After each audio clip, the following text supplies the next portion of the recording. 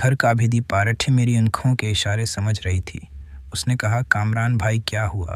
आपको अब कुछ परेशान लग रहे हैं। मैंने कहा, दुआ, मुझे तुमसे एक ज़रूरी बात करनी है जो मैंने आज तक नहीं किया। उसने कहा, जी बोलें, लेकिन अब मैं दिल में डर रहा था कि कहीं मैं दुआ को दिल की बात बोलूं और वो अपनी अम्मी और अबू को न बता दे। मैंने दिल पे हाथ रख के दुआ को कहा, दुआ, मैं तुमसे प्यार करता हूँ और मैं तुमसे शादी भी करना चाहता हूँ। उसने कहा, कामरान भाई, अब ये कैसी बातें कर रहे हैं? अब मेरे भाई के दोस्त हैं, अब भला ऐसा सोच भी कैसे सकते हैं? मैंने कहा, दुआ, मैंने जब से तुम्हें देखा है, यकीन करो मुझे रात रात भर नींद नहीं आती। तुम्हारा चेहरा मेरी आंखों के सामने घूमता रहता है। अब मैं दुआ को फंसाने के लिए ये चाल चल रहा था और दुआ पे मेरी उन बातों का असर भी हो रहा था। अच्छा, अगर आप मुझसे प्यार करते हैं तो फिर आप मेरे अम्मी और अबू से बात करें। मेरा हाथ मान गए।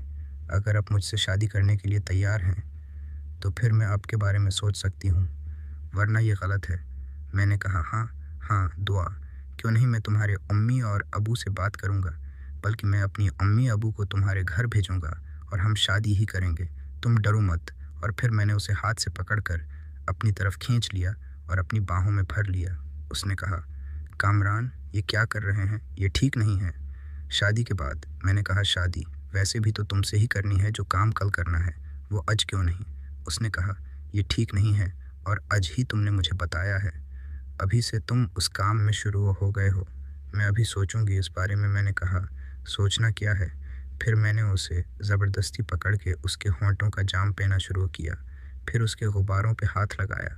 उसके गुब्बार इतने बड़े थे, ये तो मैंने जब हाथ लगाया तो मुझे पता चला, वरना ऐसे तो बहुत छोटे लगते थे। मैंने कहा, दुआ, मुझे तुम्हारी ये गुब्बारे बहुत अच्छे लगते हैं, उनको दिखाओ ना। एक दफ़ा मैं इन पे हाथ लगाना चाहता हूँ। उसने कहा, नहीं कामरान, आज के लिए इतना बहुत है। फिर दुआ ने एकदम मुझसे अपना हाथ छुड़ा लिया। फिर कहा, कामरान, क्या तुम चाय पियोगे? मैंने कहा, हाँ, दुआ बना के लाओ। फिर वो किचन में चली गई। चाय बनाने के लिए मैं भी पानी पीने के बहाने इसके पीछे के पीछे चला गया। चाय की पतीली उसने चौल्हे पे चढ़ाई हुई थी। फिर उसने फर्श से दूध का गिलास उठाया और फिर वो चाय में डाल रही थी तो मेरे दिमाग में एक आइडिया, या मैंने गरने की एक्टिंग की और वो सारा दूध तो दुआ पे गिरा दिया। दुआ पे जैसे दूध गिरा तो उसके सारे कपड़े गंदे हो गए। उसके गुब्बारे मज़ीद वाज़े हो रहे थे जो मेरा दिमाग और भी ख़राब कर रहे थे।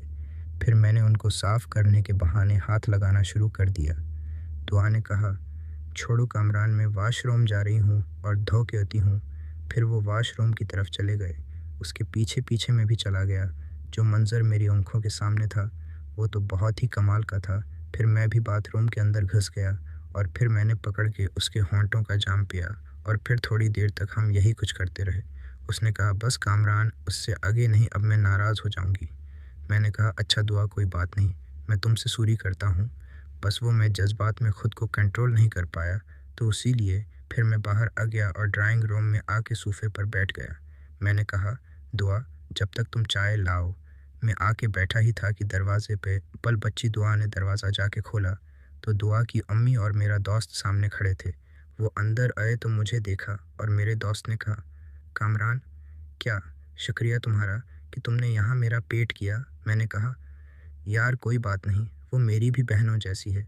वो अकेली थी, घर पे तो मेरा फ़र्ज़ बनता था। चलो तुम लोग आ गए हो, अब मैं घर जा रहा हूँ। फिर मैं घर आया तो तकरीबन रात हो गई थी। बनी और अम्मी किचन में खाना बना रही थी। अबू, चाचू और आसिफ भाई टीवी लॉन्च में बैठ के टीवी देख रहे थे और कंजा अपने कमरे में थी, पता नहीं क्या कर रही थी। फिर इसी तरह रात के तकरीबन 10 बज गए। अम्मी ने खाना लगाया और फिर कंजा भी आ गई। हम सब ने मिल के खाना खाया। खाने के बाद मैंने कहा, अम्मी, अब चाय बना दें जब तक। अम्मी ने कहा, सारा दिन घर के काम करके थक गई हूँ, तुम बरनी को बोलो। बनी भी सारी बातें सुन रही थी तो कहने लगी, हाँ मैं ही बना के लाती हूँ, अब परेशान ना हो। फिर बरनी किचन में चाय बनाने चली गई। अब वो और चाचू अभी तक बैठ के गपशप कर रहे थे। अब मैं बोर हो रहा था कि मैं क्या करूँ। फिर हमारे दरवाजे की बेल बजी। अम्मी ने कहा कि कामरान बैठा जाओ, देखो रात के उस वक्त कौन आया है। मैंने कहा, नहीं अम्मी, अब कंजा को भेजें। कंजा जैसे ही दरवाज़ा खोलने गई, एक ज़ोरदार चीख मेरे कानों में सुनाई दी। जब तक मैं उठता मैंने देखा کہ 4-5 लोग एकदम हमारे घर के अंदर घुस आए और अपने चेहरे भी नकाब से छिपाए हुए थे। उन्होंने उतने ही अबू पे तशद्दुद करना शुरू कर दिया और चाचू पे भी, साथ में मुझे भी धक्के दे रहे थे। बस वो यही कह रहे थे कि सारे घर वाले एक कमरे में चलो।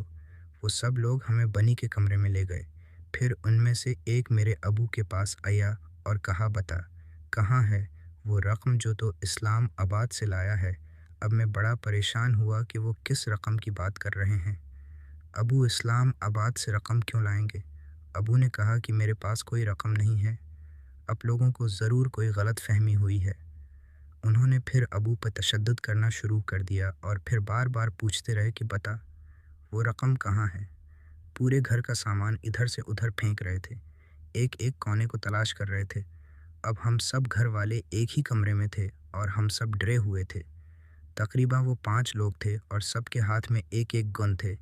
एक के हाथ में तो बड़ी गन थी। वो बहुत ढूंढने के बाद जब उन्हें कुछ नहीं मिला तो उन्होंने थक हार करके अंजा को हाथ से पकड़ा और अबू को कहा कि तुमने अगर रकम न दी तो तुम्हारी बेटी की इज्जत लौट लेंगे, और वो भी तुम्हारी आंखों के सामने।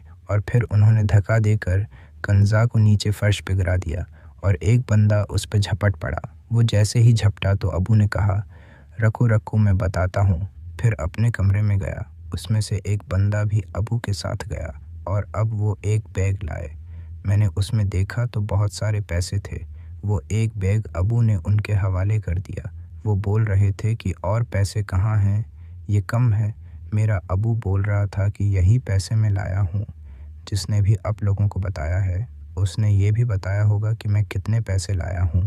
किन लो, ये पूरे 50 लाख हैं। अब छोड़ दो मेरे घर वालों को और चले जाओ। उसमें से एक शख्स ने कहा कि हाँ, ये 50 लाख ही लाया है। अगर ये 50 पूरे हैं तो इन लोगों ने वो नोट हमारे सामने गिनना शुरू कर दी है। तकरीबन 20 मिनट तक वो गिनते रहे और फिर कहा कि हाँ, ये पैसे पूरे हैं। लेकिन उसमें से एक शख्स उठा। उसने कहा, तुमने हमारे साथ बहुत टाइम ज़ाया किया है और तुमने हमें बहुत घुमाया है। उसकी कीमत तो तुम्हें चुकानी ही पड़ेगी। और फिर मेरी छोटी बहन कंजा को पकड़ लिया और उम्मी के कमरे में ले जाने लगा तो सब घर वालों ने कहा, नहीं, उसको छोड़ दो। मेरी उम्मी उनके पैर पड़ गई कि मेरी छोटी बेटी है, उसको छोड़ दो, उसके साथ कुछ न करो, तुम्हें खुदा का वास्ता है। फिर उस शख्स ने कहा कि आंटी अब भी बहुत खूबसूरत हैं, फिर अब ही जाएं कमरे में खुशी खुशी। फिर हमें भी ज़बरदस्ती करने की कोई ज़रूरत नहीं है। अब मैं दिल में डर भी रहा था और शर्मिंदा भी हो रहा था क्योंकि मेरा चाचू ये सारा मंजर देख रहे थे। अगर आज मेरी अम्मी की इज्जत लट गई तो हम सारे ख़ानदान में बंधन होने वाले थे। फिर मैंने उस अंकल से कहा कर मेरी अम्मी को छोड़ दें, अब ऐसा न करें।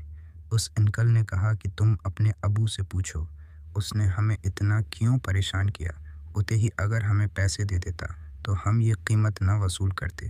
खैर, फिर एक बंदे ने अम्मी को हाथ से घसीटते हुए दूसरे कमरे में ले गया और फिर कहा कि इन सब पे नज़र रखो। फिर 3 बंदे हमारे साथ रख गए तो बंदे अम्मी के कमरे में चले गए। तकरीबन 5 मिनट बाद अम्मी के कमरे से अजीब सी सुस्कियों की आवाज़ें आना शुरू हो गई और फिर 15-20 मिनट के बाद वो शख्स वापस हमारे कमरे में आए और उनको कहा कि तुम तीनों एक साथ चले जाओ ताकि हम जल्दी फारिग हो जाएं। और फिर वो तीनों एक साथ अम्मी के कमरे में चले गए और फिर उन तीनों ने मिलकर एक साथ अम्मी के साथ वो काम करना शुरू कर दिया। अब तकरीबन आधे घंटे तक वो अम्मी के साथ मैच खेलते रहे और हमें भी उस चीज़ की आवाज़ें आती रहें। अब हम सब घर वाले अपना सर नीचे करके डर और खौफ के मारे खड़े रहे। फिर वो वापस आए और हमें कहा कि ख़बरदार, किसी ने होशियारी की। और फिर वो सारे हमारे घर से वापस चले गए और फिर हम फ़ौरा अम्मी के कमरे में गए तो अम्मी अभी भी ऐसी हालत में पड़ी हुई थी। अबू ने हम सबको उस कमरे से बाहर भेज दिया। फिर मेरे अबू ने मेरी अम्मी का हौलिया दरस्त किया। फिर टीवी लॉन्च में अगर मुझे अबू पे गुस्सा आ रहा था कि अबू अगर इतना सारा कैश लाए थे तो घर लाने की क्या ज़रूरत थी, और अगर घर ले भी ये थे तो हमें बताया क्यों नहीं, और ये किस चीज़ के पैसे थे। अबू आके बैठे ही थे। मैंने सवाल पूछना शुरू किया। मैंने कहा, अबू आप ये पैसे कहाँ से लाए थे? अबू ने कहा कि ये मेरे बास के पैसे हैं, उसने मुझे इस्लामाबाद में दिए थे और मैंने यस उनके अकाउंट में जमा भी करवाने थे। पता नहीं किसने उनको मखबरी कर दी है। अब मैं बॉस को क्या मुँह दिखाऊंगा, मुझे नौकरी से निकाल ना दे। या मुझ पे अब इंक्वायरी बैठेगी। शायद मैंने कोई करप्शन की है। अब हम सब घर वाले परेशान थे और फिर चाचू और उसी भी बोल रहे थे कि यार अच्छा शक्र है कि हम में से सब जिंदा हैं, हम सब की जान बच गई है। खैर है, ये सारा सामान तो वापस बन जाएगा। फिर अबू ने अपना मोबाइल निकाला और अपने बॉस को कॉल मिला दे। फिर उनको ये सारी कहानी सुनाई कि हमारे घर में आज क्या हुआ है। फिर बास अबू की यकीन ही नहीं कर रहा था। वो बार बार कह रहा था कि ऐसा नहीं हो सकता, कोई मुखबरी नहीं कर सकता। मैंने तुम्हें इतना खफिया तरीके से वो रकम दी थी, तुम झूठ बोल रहे हो। और फिर वो कह रहा था कि कहीं से भी लाओ, वो रकम हमें दो। ये सरकारी रकम है, ये सरकारी खाते में जमा करानी है, वरना तुम्हारी नौकरी तो जाएगी ही। अब अबू डर रहा था। हम सारे घर वाले परेशान थे। मेरे सारे सपनों पे पानी फिरने वाला था। मैंने क्या क्या ख्वाब सजा लिए थे कि मैं लाहौर जाऊंगा, चाचू की बेटी और अपनी चची के साथ सुकून हासिल करूंगा, और अपने दोस्त की बहन दुआ के साथ भी। फिर अबू ने फ़ोन बंद कर दिया। मैंने अबू को कहा, अबू हमें ना पुलिस को बुलाना चाहिए, पुलिस आएगी और उस मामले की इंक्वायरी करेगी। आपके पास भी कोई प्रूफ हो। फिर मैंने अबू से मोबाइल लेकर 15 पे कॉल की तो 15 से 20 मिनट बाद पुलिस वाले भी हमारे घर गए। अब बोले जब बताया कि कितने पैसे लाए थे, पुलिस वाले अल्टा अबू से सवाल जवाब करना शुरू हो गए। इतने पैसे कहाँ से लाए थे और घर क्यों लाए थे, उसी तरह वगैरह वगैरह। अब तो ने कहा कि वो सरकारी रकम थी और मैं ख़ुद भी एक सरकारी मुलाजिम हूँ। सुबह मैंने वो जमा कराने थे। खैर अबू और चाचू पुलिस वालों के साथ पुलिस स्टेशन चले गए रिपोर्ट दर्ज कराने। अब घर में अम्मी, मेरी बहन है और आसिम भाई मौजूद थे। सब लोग कुछ बहुत परेशान थे। फिर रात को 2 बजे अबू और चाचू वापस आ गए।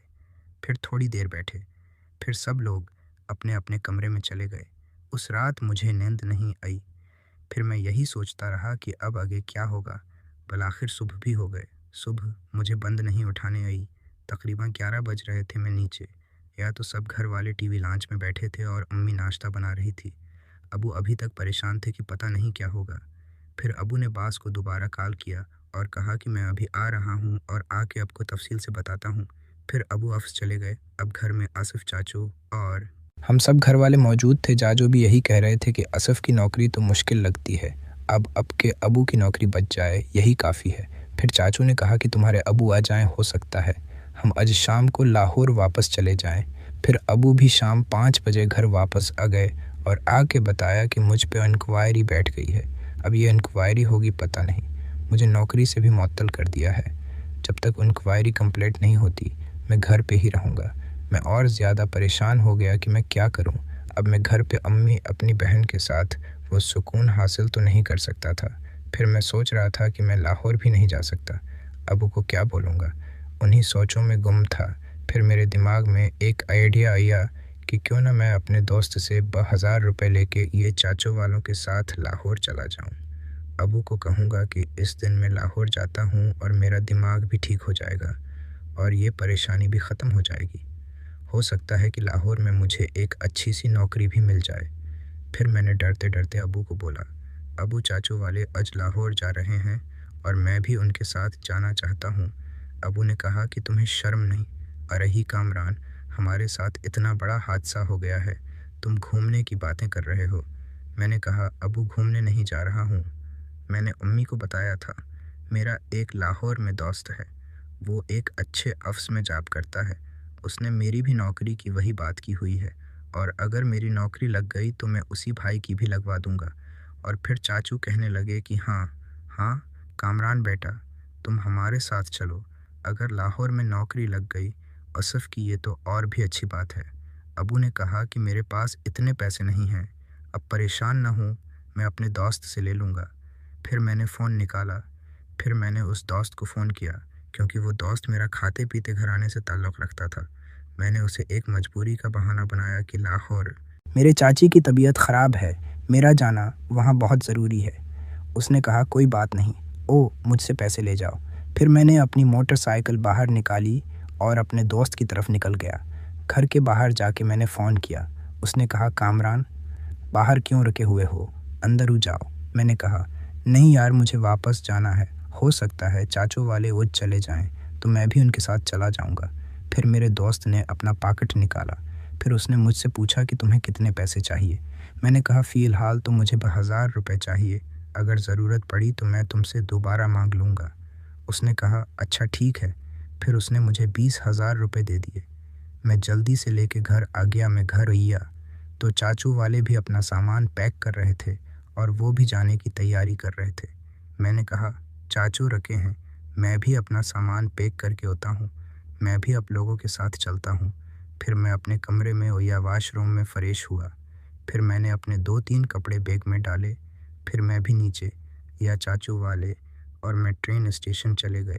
وہاں سے جا کے ہم نے ٹرین کی ٹکٹیں وغیرہ لی اور ہمیں ٹکٹ مل بھی گئی۔ پھر میں نے گھر امی کو فون کیا۔ میں نے کہا امی اب آپ کو پتہ ہے کہ ہمارے گھر اتنی پریشانی آ گئی ہے، اور ویسے بھی ابو کو آفس سے نکال دیا ہے، وہ سارا دن گھر پہ ہوں گے، اسی لیے میں جا رہا ہوں، اب پریشان نہ ہو، میں آپ سے ڈیلی فون پہ بات کروں گا، اور ہاں ہمیں ٹکٹ بھی مل گئے ہیں، اب تو ہم سب لاہور پہنچ گئے، میں آپ کو دوبارہ فون کروں گا۔ یہ حادثہ تو ہمارے ساتھ قدرتی ہوا تھا، لیکن میں لاہور ہر حال میں جانا تھا۔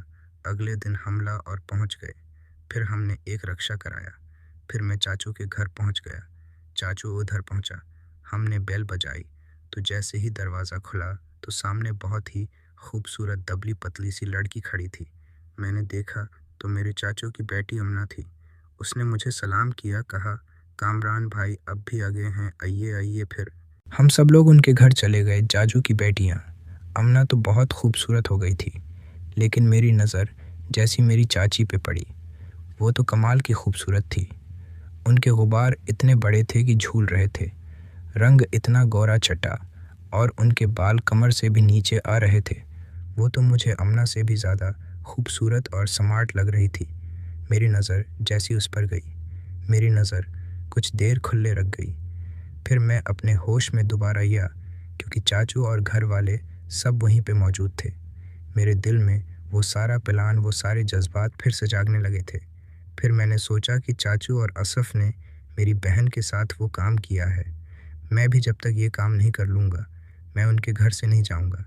پھر دوپہر کا کھانا چاچی نے بنایا ہوا تھا، بہت ہی اچھا قورمہ بنایا ہوا تھا۔ ہم نے کھانا کھایا اور پھر چاچی نے کہا کامران کل جو تمہارے گھر حادثہ ہوا ہے اس کے بارے میں تمہارے چاچو نے بتایا ہے، مجھے بہت افسوس ہوا۔ میں نے کہا ہاں چاچی، بس تقدیر کی کرنی کون ٹال سکتا ہے۔ میں کھانا کھا رہا تھا، میں نے اٹھ کر رہا تھا کہ اپنا مجھے بار بار کھول رہی ہے، شاید میں اسے اچھا لگ رہا تھا، یا شاید یہ عمر ہی ایسی تھی۔ اس عمر کے ہر لڑکے لڑکی کو دیکھ کے دل میں کچھ نہ کچھ ہوتا ہے، لیکن میرے دل میں امنا سے زیادہ چاچی سے اٹریکشن آ رہی تھی۔ پھر میں نے چاچی سے پوچھا، میں نے کہا چاچی مجھے کون سا کمرہ دے رہی ہیں؟ ہم تھکے ہوئے ہیں، میں تھوڑی دیر آرام کرنا چاہتا ہوں۔ پھر ایک اوپر الگ کمرہ بنا ہوا تھا جس طرح میرے گھر میں تھا۔ چاچی نے کہا کہ تم یہ کمرہ رکھ لو، جب تک تم لاہور ہو تم یہیں رہنا، اور ساتھ میں تمہارے اسف بھی سوئے گا۔ میں نے کہا نہیں چاچی، میں اکیلا ہی رہنے کا عادی ہوں، اسف کو پلیز آپ نیچے کوئی کمرہ دے دیں، آپ کا اتنا بڑا گھر تو ہے، آپ لوگ کتنے، صرف 4 افراد ہیں۔ میری چاچی نے کہا کہ 4 نہیں 5، ایک نوکرانی بھی تو ہے۔ میں نے کہا نوکرانی وہ تو نظر نہیں، ارہی شام کو کھانے کے لیے کچھ لینے گئی ہے، وہ بھی ہمارے ساتھ یہیں رہتی ہے۔ میں نے کہا کچھ بھی ہے چاچی، میں اکیلا ہی رہوں گا، کیونکہ میں دل میں سوچ رہا تھا کہ میں چاچی اور امنا کے ساتھ وہ کام کروں گا تو مجھے ایک الگ کمرہ بھی تو چاہیے ہوگا۔ چاچی نے کہا کہ اچھا ٹھیک ہے کامران، تم اتنے اس سے بات لاہور آئے ہو، اور جب تک چاہو تم رہو، یہ کمرہ سے تمہارا ہوا۔ پھر میں اس کمرے میں جا کے واش روم میں چلا گیا، پھر میں فریش ہوا، اس میں ایک بیڈ بچھا ہوا تھا، شاید وہ کمرہ اسف کا تھا۔ پھر میں نے آرام کیا، پھر شام کے 7 بج رہے تھے کہ میرے کمرے کا دروازہ بجا۔ میں نے جیسے ہی دیکھا 30 سے 35 سال کی ایک عورت کھڑی تھی جو بہت ہی خوبصورت تھی۔ میں نے کہا اب کون ہے؟ اس نے کہا کہ میں اس گھر میں کام کرتی ہوں اور اب کو میڈم نیچے بلا رہی ہے، چائے بنائی ہوئی ہے، آئیے اب بھی چائے پی لیں۔ میں نے کہا اچھا تم جاؤ، میں منا دھو کے ہوتا ہوں۔ پھر میں نیچے یا تو سب لوگ چائے پی رہے تھے۔ چاچی نے کہا کہ آؤ کامران چائے پی لو اور بتاؤ کہ آج رات تم کیا کھاؤ گے، آج ہم تمہاری پسند کا کھانا بنائیں گے، تم اتنے عرصے بعد لاہور آئے ہو، ہمیں بھی خدمت کا موقع دو، ہو سکتا ہے کہ ہم بھی کبھی کراچی ہیں تو ہماری بھی خدمت میں کوئی کمی نہ چھوڑنا۔ میں نے کہا ہاں ہاں چاچی ضرور، بلکہ ایسا کرتے ہیں کہ ابھی واپسی پہ اب میرے ساتھ چلے چلنا اور میں آپ کو کراچی بھی گھما دوں گا اور اب کی یہ خدمت کا بدلہ بھی چکا دوں گا۔ چاچی پھر مسکرانا شروع ہو گئی۔ اس سے میری بات مذاق میں ڈال دی۔ میں نے کہا چاچی آپ ایسا کریں کہ آج آپ اپنے ہاتھ کی بریانی بنا دیں۔ کراچی میں تو ہم نے بہت بریانی کھائی ہے، لاہور کی بریانی دیکھتے ہیں کہ کیسا ٹیسٹ ہوتا ہے۔ پھر چاچی کی جان میں چلی گئی اور وہ نوکرانی ان کے ساتھ ہاتھ بٹا رہی تھی۔ پھر میں پانی پینے کے بہانے کچن میں گیا۔ میں پانی پی رہا تھا اور چاچی کے پیچھے والا حصہ بھی دیکھ رہا تھا جو بہت ہی خوبصورت طریقے سے بنا ہوا تھا۔ میرا دل چاہ رہا تھا کہ میں اس پہ ہاتھ لگاؤں۔ دوستو، اس کہانی کی اگلی قسط دیکھنے کے لیے اس چینل کو سبسکرائب کر لیجئے اور بیل کے آئیکن کو کلک کر لیجئے تاکہ آنے والی قسط آپ کو جلد از جلد مل سکے۔